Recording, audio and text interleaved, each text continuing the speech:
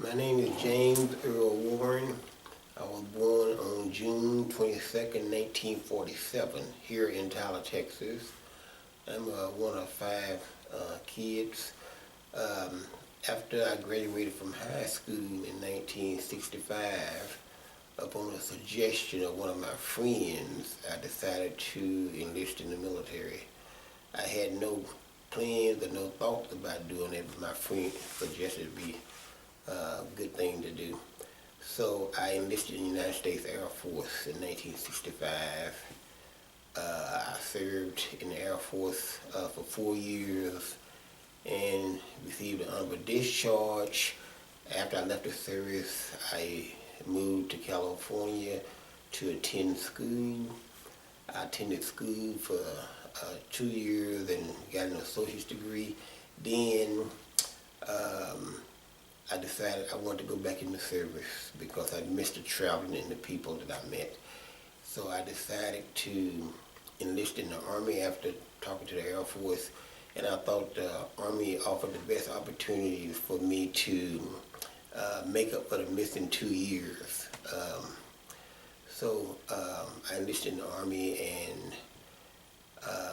I stayed in the Army for over 16 plus years and retired from the Army with about 23 years of military service in 1987.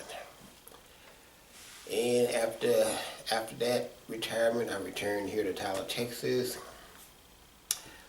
because I wanted to be around my family that I had been away from for so long. And so I came back and went to work for the state of Texas and worked until I retired in 2011. And here I am. Okay. Well, so how old were you whenever you decided to enlist? 18. You were 18. Yeah. Okay. I turned 18 in June 1965 and enlisted in August 1965. So were you stationed in Korea during the Air Force or during the Army, No. or were you stateside? No, I was stationed after basic training in San Antonio. I was stationed for about 2 years in California and then 2 years in Japan before discharge. I wasn't stationed in Korea until probably about 1971, I believe, 72, after I had enlisted in the Army in 71. Okay. Now, did you know that you were going to be going to Korea? No idea whatsoever. What happened was I received orders to go to Vietnam. So I took a 30-day leave before I was supposed to report to California to go to Vietnam.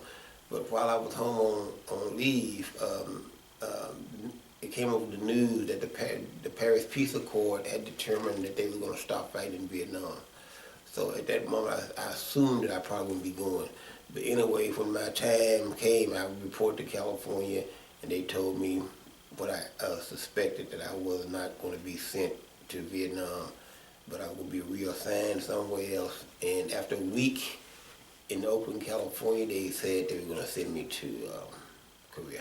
Did you kind of know where Korea was, or? No idea whatsoever, but to be honest with you, we flew into Korea. It was nighttime when we started to land, but there was enough light that you could see. As we got closer to landing, you could see the land, and all I could see was, because it was in November, and all I could see was dry rice paddies. And it was all cracked up and everything, and it looked like the surface of the moon or something. And I was really disappointed because it just made me think this is a terrible place to be, and I was willing to go to Vietnam and maybe sacrifice my life for my country, and instead they sent me to a place like this.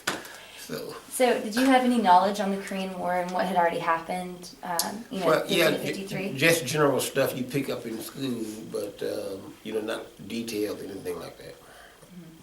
Were you nervous to be there? No, I wasn't.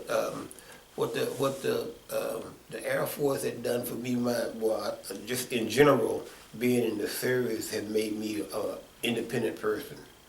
And so I had no fear of going to a foreign place. In fact, I was looking forward to traveling because that was kind of one of the aspects in those days of going to military service, get away from hometown, explore someplace new and meet new friends and, you know, ways of thinking and stuff like that. So I was looking forward. And what military unit were you with, or what rank? In Korea, when I went to Korea, I was, actually what happened was, I was in personnel, but I had requested a change in my military occupational skill, so I was sent to a motion picture photography school, which was what I was looking for because that was what I was going to civilian school for and got the 2-year degree. And so I went to motion picture photography school. I returned to San Antonio and was and then they sent me to Vietnam in my old personnel MOS, but they said, don't worry about it. They'll change to your new MOS when you get to Vietnam. But they diverted me to Korea, and so they sent me to a place that had no motion picture. You know, all they had was still. So they said, well, you're going to have to do still photography. And oh, by the way, do you have your own camera? And I go, well, yeah, I do have a camera. He said, well, you're going to be using that to do official Army stuff, but we don't have no cameras here. So everybody in the photo lab was using their own cameras to, you know, take the official Army photography. And the hardest thing in the world was to get film. We ordered through supply channels, and we never could get film. So whenever we got an assignment, we would go to the first sergeant and say, hey, first sergeant, we don't have any film. And the first sergeant was, how much your film? I said, oh, about $1.50 a roll. He would take money out of his pocket. He'd go get you a couple of rolls. And then we would go and shoot the assignment. But whatever film we had left, we just left it in the camera. So when the next assignment came along, then the person grabbed that camera and finished shooting film. So however long it took us to use a roll, we didn't waste anything. And so that's what we did. So there was no motion picture, which I was very disappointed because I really wanted to do that. You know, that was going to be my thing. In fact, I had envisioned myself going to Vietnam and just being right in the middle of war with the infantry, just while bullets was whizzing by my head. I was just right in the middle of action and just taking the film and stuff like that. Of course, that never happened, but I did enjoy doing, you know, still photography, you know. So, yeah, and one thing in the military, you learn to adjust to your conditions and to your situation. So they didn't have motion picture, I adjusted to doing still. So. Do you have access to the photos that you took, or some of them? No, everything I did while I was doing still, you had to send copies for official files. So no matter what it was, they would capture in the back of it saying this was what was going on, and the photographer, the picture was taken on a certain day by this photographer, and then copies of that would be sent off to, I think, somewhere in Philadelphia, Pennsylvania for permanent file. And I didn't, once it left, I had no access to that. But over the years, you know, I wanted to look at some of the stuff I've taken, and that's supposed to be, you can go to the archives and look that up, but I've never been able to successfully get to the right site to find it and stuff. Right. Because I took pictures of, one of the biggest families we had was Bob Hope. I want to think they were one of the last overseas tours he was going to do, or at least do in that area or something. So he came to Korea, and they brought everybody around the surrounding area to where I was stationed to see Bob Hope.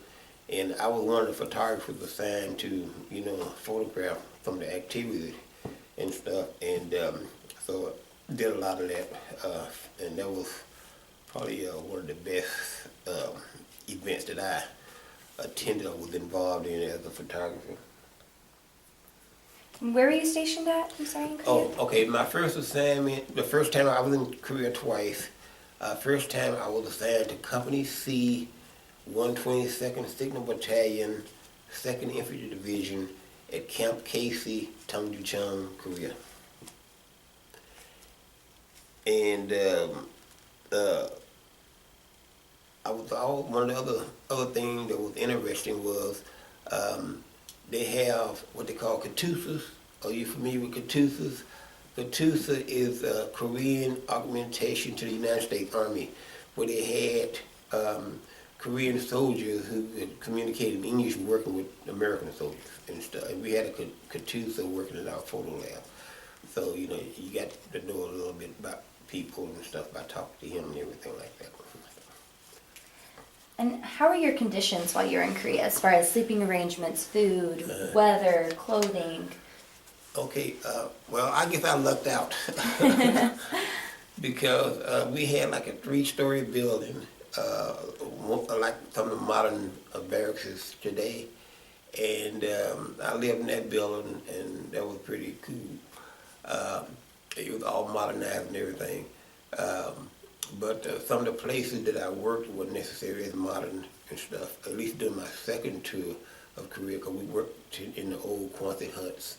We had to every day go get the gasoline, the kerosene.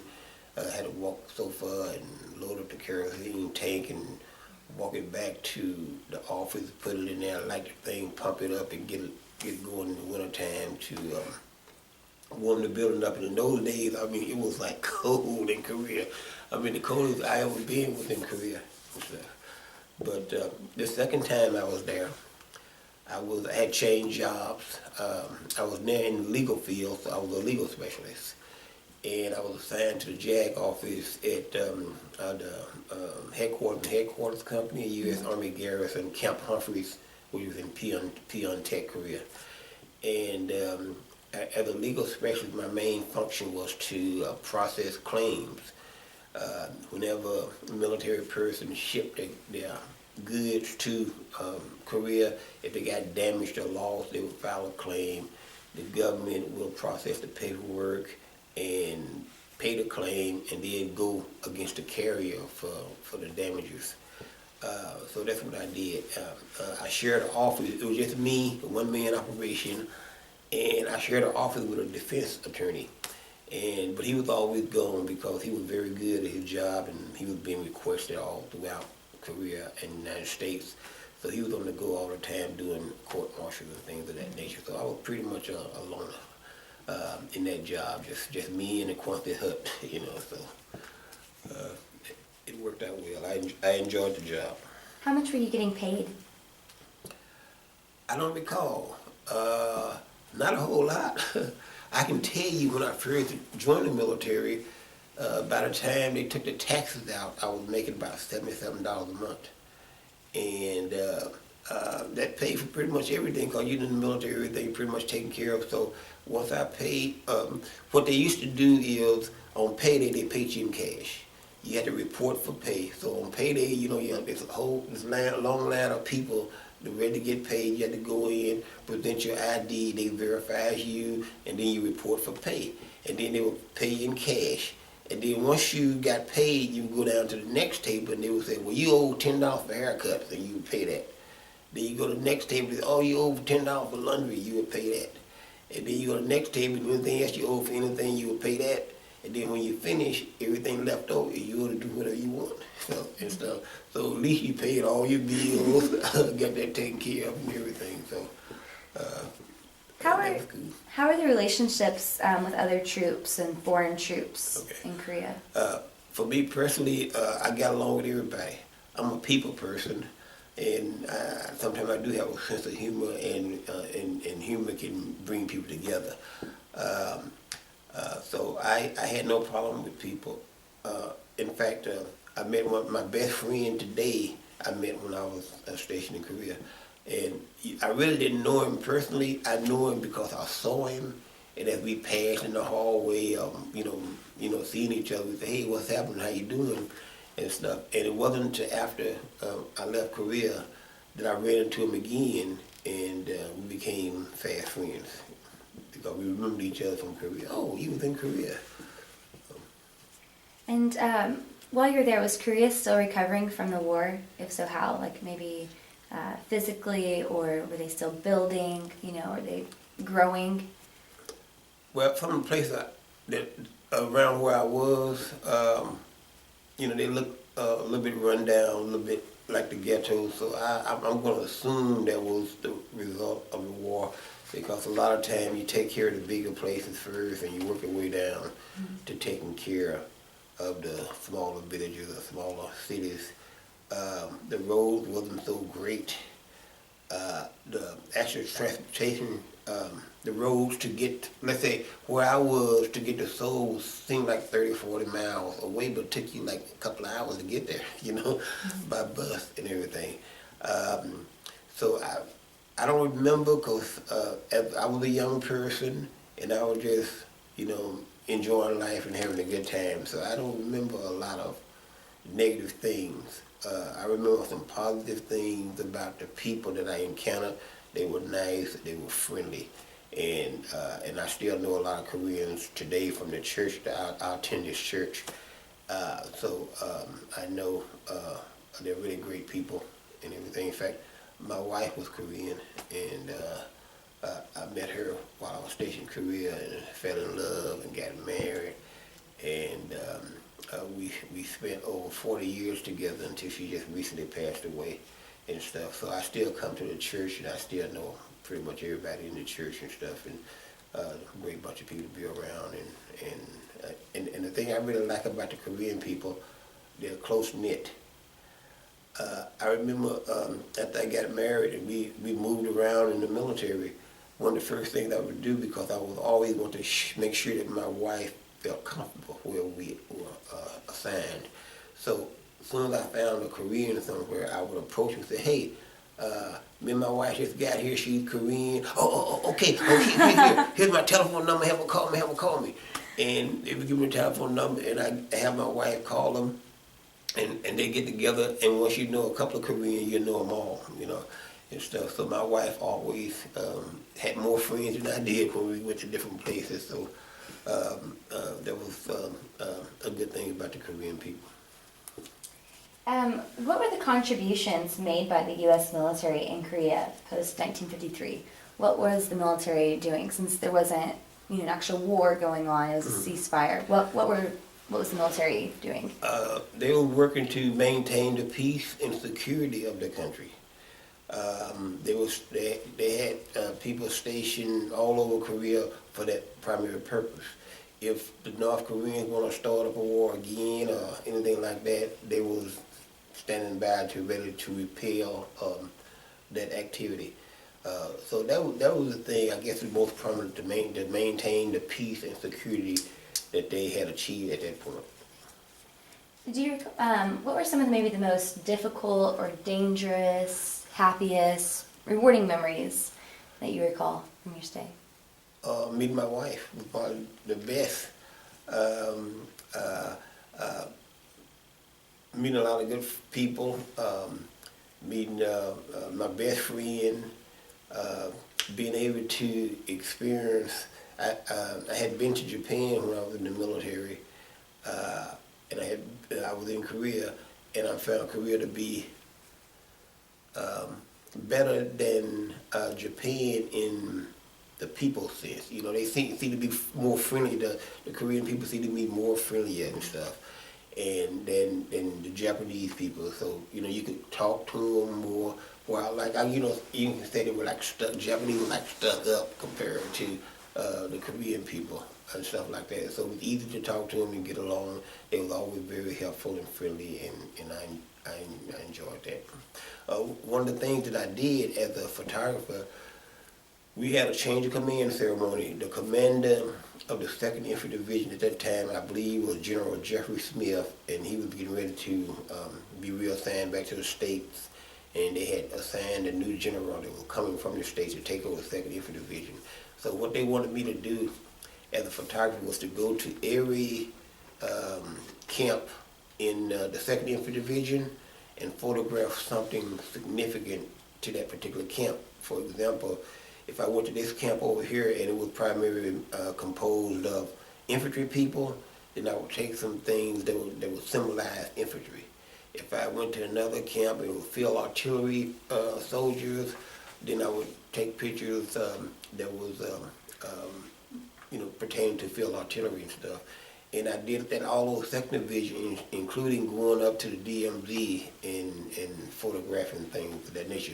And the purpose of that was to brief the new general once he arrived in Korea, to brief him by showing him the different places that was going to be under his command. What was the impact of you being stationed in Korea? Did that impact your life at all after you returned home, apart from meeting your wife? Apart from meeting my wife, that was probably the biggest impact of all. Is there anything that you learned or maybe took with you from being in Korea or being surrounded by the Korean people, maybe? I'm sure I probably was impacted in more ways than I can think of at the time and stuff like that. But what I really appreciate about the Korean people even today is their closeness, and their, like, everybody, all the Koreans are like friends with each other that I have experienced and stuff like that. And we need to have more of that in all people, and especially, even in my race of people, we need more of that family friend feel of relationship and stuff. So I learned that from meeting people, meeting Korean people, from working with Korean people while I was stationed in Korea. Have you been back to Korea? I was stationed there twice. I haven't been back. My wife went back many times, but I didn't go with her or anything like that. And she communicated with family by telephone. I met some of the family when I was stationed there, but I hadn't been back.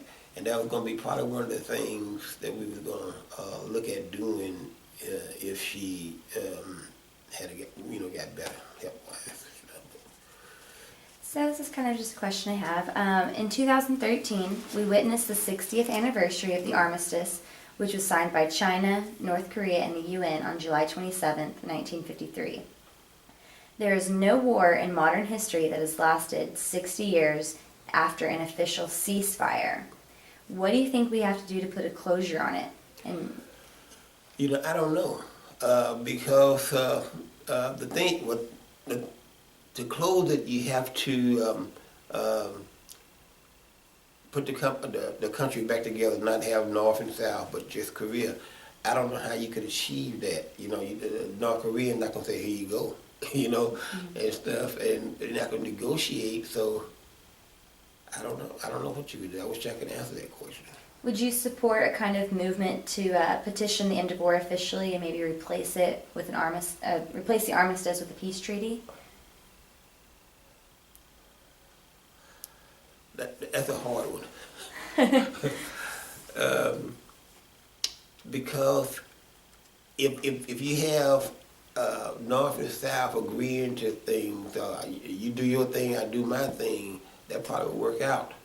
But you cannot trust the North. My understanding is the North want to be unified. So if South Korea was satisfied, so give me a peace treaty and we'll let them live their life and we'll live our life, the North wouldn't be, whether they signed it or not, would not go forward with that. They would not carry through. They would all be instigating and doing things. So I would say, let the armistice continue until such time as the country can be reunified, and then we'll have peace. Do you think it's important for younger generations to understand what the Korean War was and that it's still going on today officially? Yes. One of the things, this is my understanding of the Korean War Veterans Association. The Korean War is called a forgotten war. It's the mission of the Korean War Association to not let the people forget that. Because many people died and sacrificed, so you just can't forget that.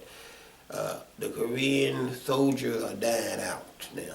So when they're gone, then the memory of what they did will be gone. So what they have done is incorporated people like me, Korean service veterans, who served in Korea but did not serve in the war, so they can keep their story alive so it won't be forgotten. They do things to try to keep that that in the public eye that it's not a forgotten war, and it should never be a forgotten war. And they do things such as they have a program called Tell America, where they go into the schools and they tell about the Korean War and the things they did in the Korean War to the school kids, and they have received a lot of great response from that and stuff. So they must. It's historical, and all history must be repeated so people would not forget and not repeat. Why do you think the Korean War, in your opinion, is known as the Forgotten War? I really don't know. I think people, first of all, we came out of World War II, and people probably tired and war weary, and then not too long after that we into Korean War, and because it wasn't so much a win situation, but in the way it did, North and South and stuff like that, it's either to be placed somewhere other than like World War II or some of the other wars, and so and the main thing, but the main thing is why it's forgotten. They never really called it a war. It was kind of like a police action. We going to go really do a police action and stuff, and so if you use the phrase all the time, constantly, and say it's a police action, is not a war, then people are gonna, they may remember a war, but they might not remember police action. Mm-hmm. So that's and people forget that, and when they talk about war sometimes they go, hey, it's police action, So that's why I think it's forgotten. But by being in the association, I know a lot of those guys who was in the air doing things, on the ships doing things in the Korean War, on the ground doing things and stuff, and they, I heard their stories and stuff, and I mean it's a story worth retelling.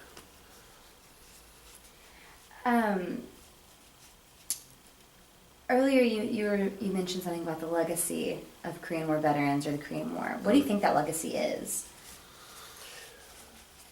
That the people who fought and died, the people who sacrificed, will not be forgotten. I think that's the legacy. And do you think that the Korean War Veterans Digital Memorial, what we're doing here, interviewing veterans, is important? And Yes, it's very important because it serves to remind us of that war, and we don't want it to be forgotten. And it's a tribute to those who made the ultimate sacrifice. It's a tribute to those who fought and lived. It's a tribute to those who supported that. It's not always the guy on the ground or the guy flying in the air. It's all that support, the guy that support those guys doing that. So it's a tribute to all those who had anything to do with the Korean War. And let me just say this about the Korean War, the Korean people. They are truly thankful for what the Korean war veterans did to make their country a free country in the way it is. And they express it all the time. They express that here in this church because they honor those Korean War veterans here every year. We've been to activities in Dallas where they reiterated how much they appreciate what the Korean War veterans have done to make that country what it is today and stuff. And when you hear them people say that, they're really saying it from the heart and they really mean that. So.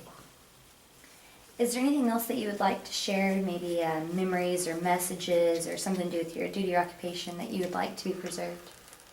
Oh, well, the most important, when I can say that when I originally went in the military, I was a young man that had no idea what he wanted to do with himself. I was contemplating, should I go to college? Should I just get me a regular job or what? I had no way. And my friend suggested the military.